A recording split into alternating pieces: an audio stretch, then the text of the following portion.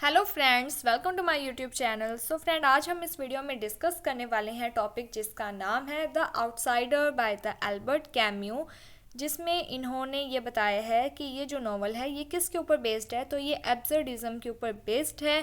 तो इसका एब्सर्डिज्म का क्या मीनिंग होता है और ये जो टॉपिक है द आउटसाइडर, इसमें हमें किस तरीके से इसका मीनिंग शो होता है, कौन से ऐसे इवेंट्स हैं जहाँ पर हम कह सकते हैं कि एब्सर्डिज्म यहाँ पर अप्लाई हुआ है। तो उन सब के बारे में आज हम इस वीडियो में डिस्कस करेंगे। सो स्टार्ट करते हैं। The event of absurdism is based on the need of the time. कि ये जो वर्ड आया है एब्सर्डिज्म, ये कब क्रिएट हुआ था? तो ये जैसे जैसे टाइम बीतता गया वैसे ही इस वर्ड को क्रिएट किया गया सेकेंड वर्ल्ड वार के बाद। It is a philosophy satisfying humans' demand to answer the question how and why should I keep living after the second world वार। कि जब सेकेंड वर्ल्ड वार होता है तब बहुत सारा नुकसान हो जाता है, बहुत सारे लोगों की डेथ हो जाती है, इसके साथ ही यानी कि मटीरियलिस्टिक वे में भी बहुत ज़्यादा नुकसान हो जाता है, जिसके कारण जो ह्यूमन है वो डिमांड करने लगे थे कि हम इस संसार में क्यों जिएं और हम कैसे अपनी लाइफ को जिएं। The second world war destroy the spiritual support of people. यानी कि जब सेकेंड वर्ल्ड वार हुआ तो लोगों का ये जो धर्म के ऊपर विश्वास था ये हिल गया, ख़त्म हो गया। Religious belief can not provide support strong enough to enable people to live in such a hopeless world. तो जब सेकेंड वर्ल्ड वार हुआ बहुत सारे लोगों की डेथ हो गई, जिसके कारण लोगों का रिलीजियस में क्या है विश्वास ही ख़त्म होने लग गया। और अब ये जो रिलीजियस थोड़ा बहुत सपोर्ट बिलीफ है इनका, ये इन्हें होपलेस वर्ल्ड में जीने के लिए एक स्पोर्टिव रीज़न नहीं दे पा रहा था। Science and technology which people were once proud of and saw as the result of reason brought dreadful havoc to people. इसके साथ ही पहले इनको धर्म पर विश्वास था, कहीं ना कहीं वो भी इनका डगमगा गया। इसके अलावा जो साइंस और टेक्नोलॉजी जितनी ज़्यादा ये डेवलप होती गई, लोग इस पर जब प्राउड कर रहे थे, लेकिन जब उन्होंने देखा कि सेकेंड वर्ल्ड वार में इसी साइंस एंड टेक्नोलॉजी के कारण इतना बड़ा युद्ध हुआ, इतना बड़ा वार हुआ, जिसके कारण बहुत लोगों की डेथ हो गई है, तो अब इनके लिए ये जो सारा संसार है ये होपलेस, मीनिंगलेस बन गया था। एब्जर्व का मीनिंग भी क्या होता है? Meaningless. The atomic bomb and the hydrogen bomb destroy people's lives and home land. कि ये जो एटॉमिक धमाका हुआ था, बम वगैरह गिराए गए थे, जिसके कारण क्या हुआ कि लोगों की ज़िंदगी कुछ तो वो डिस्ट्रॉय हो गई थी, कुछ लोगों की ज़िंदगी चली गई थी। इसके अलावा जो लोगों के घर वगैरह थे वो भी ख़त्म हो गए थे, डिस्ट्रॉय हो गए थे।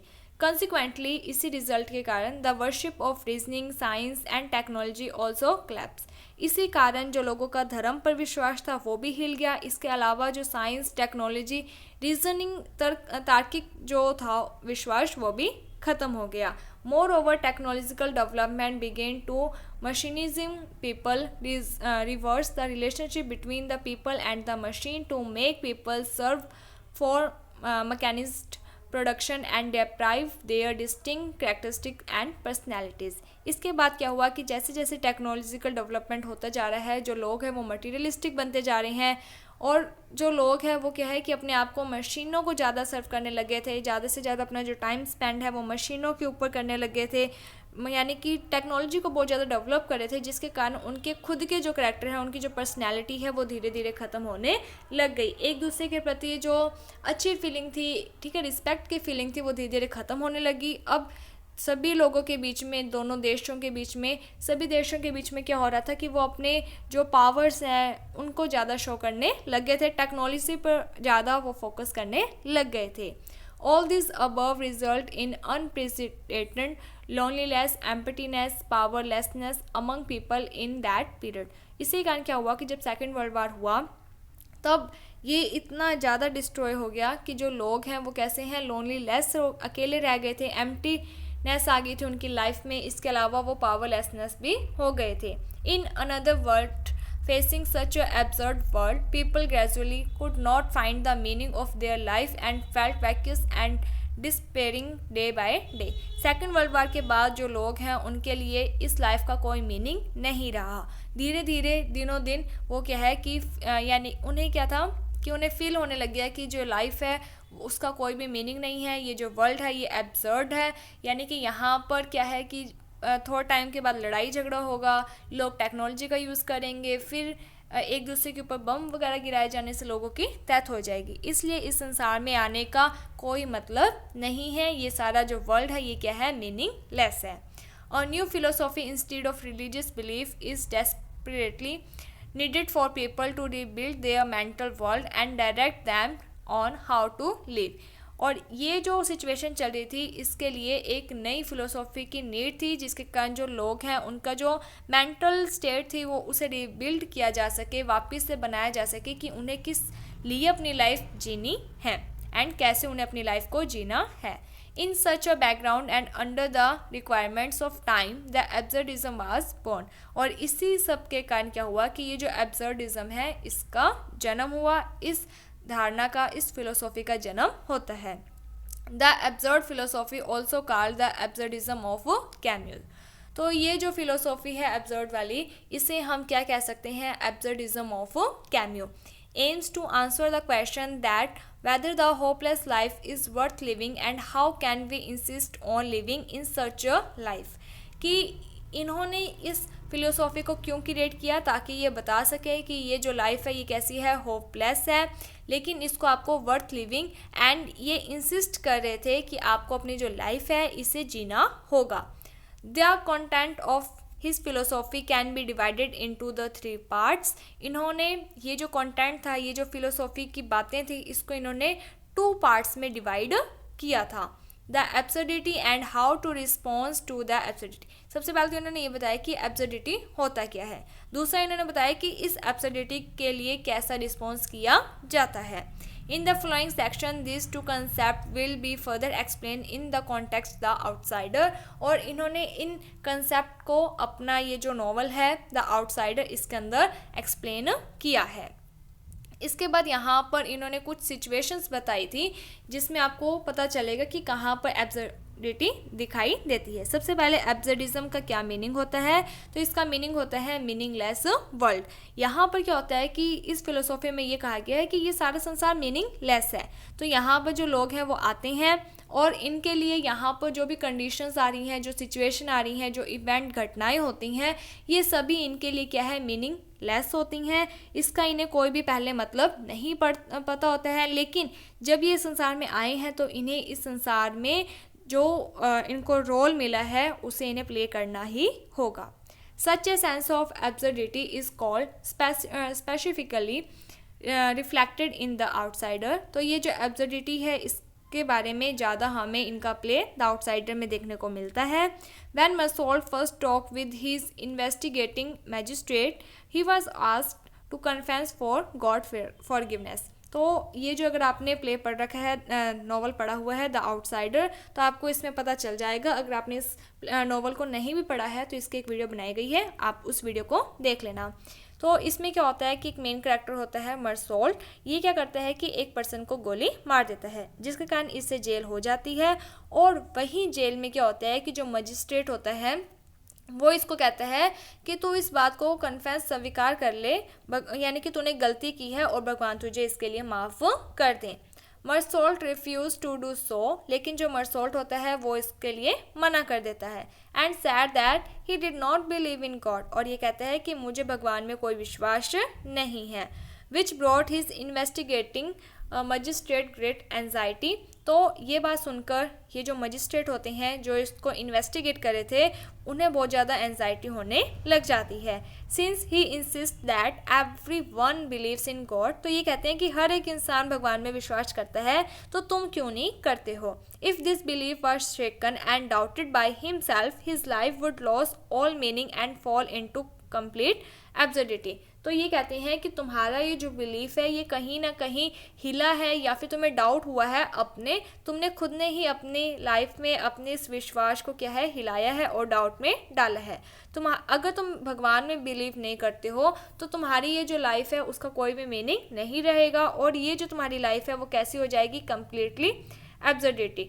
एब्सर्डिटी का मीनिंग हो गया meaningless. This typical example reveal how people come to absurdity and implies the big threat of people in the era when Camus lived. तो ये जो एग्जाम्पल है ये रिवील करता है कि किस तरीके से जो लोग हैं वो एब्सर्डिटी में आए थे और उन्होंने किस तरीके से इस टाइम पीरियड में जब कैम्यू लिव कर रहे थे तब उनके लिए एक बिग थ्रेट था। People's religious belief collapse because of the war, कि यहाँ यानी कि एब्सर्डिटी में क्या बताया गया है कि ये सारा संसार मीनिंगलेस है, भगवान वगैरह कुछ भी नहीं होते हैं। जो इंसान है वो आता है इस संसार में और खुद का जो भी मीनिंग वगैरह है वो अपना ही बनाएगा, ठीक है। तो इसमें ये कहा गया था कि यहाँ पर जो एब्सर्डिटी में लोग जीते हैं उन्हें भगवान में विश्वास नहीं होता है। तो यहाँ पर ये जो मरसॉल्ट है इसे भी भगवान में कोई विश्वास नहीं था। और जब ये सेकेंड वर्ल्ड वार हुआ था तब इतना ज़्यादा यानी कि डिस्ट्रॉय हुआ था हर एक चीज़ का, जिसके कारण लोगों का भगवान पर जो विश्वास था वो धीरे धीरे ख़त्म होने लग गया। And their lives falling into complete absurdity. At the end of the novel, the reason that the priest wanted Marsault to confess to God was not that Marsault needed it, but the priest himself needed it. तो यहाँ पर last में भी क्या होता है कि जब मरसॉल्ट को फांसी की सज़ा दे दी जाती है तो वहाँ पर भी एक प्रिस्ट होता है जेल में, वो भी ये चाहता था कि जो मरसॉल्ट है वो भगवान से यानी कि जो उसने गलती कर ली है उसे स्वीकार कर ले, लेकिन मरसॉल्ट को इस चीज़ की ज़रूरत थी लेकिन वो ऐसा नहीं करता है। Not only those details in books are manifesting the absurdity of the world, but the whole plot of The Outsider aimed to depict a complete absurd world and a well-rounded absurd protagonist. तो इसमें ये कहा गया है कि ये जो plot है द आउटसाइडर, इसके अंदर ये जो एब्सर्ड वर्ल्ड है इसको कम्प्लीटली बताया गया है और यहाँ पर ये जो मेन कैरेक्टर है उसके थ्रू बताया गया है। द प्रोटोगोनिस्ट जो मेन कैरेक्टर है मरसॉल्ट, an office clerk in a company who seems like without any ambition or affection, was informed that his mother died one day. तो यहाँ पर क्या होता है कि एक बार मरसॉल्ट को यानी कि जो मरसॉल्ट है वो कैसा दिखाई देता है कि उसकी लाइफ में कोई एम्बिशन नहीं है, कोई अफेक्शन नहीं है और उसे इन्फॉर्म किया जाता है कि तुम्हारी मदर की डेथ हो गई है। He come to her funeral without crying और एनी सैड इमोशन। और जब ये अपनी मदर के पास जाता है यानी कि डेड बॉडी वाली साइड अंतिम संस्कार में, तब वहाँ पर भी ये ना तो रोता है और ना ही कोई अपना सैड इमोशन दिखाता है। आफ्टर द फ्यूनरल, और जब अंतिम संस्कार हो जाता है, he kept on with his normal life. तो वहाँ से आने के बाद ये अपनी नॉर्मल सी लाइफ जी रहा होता है।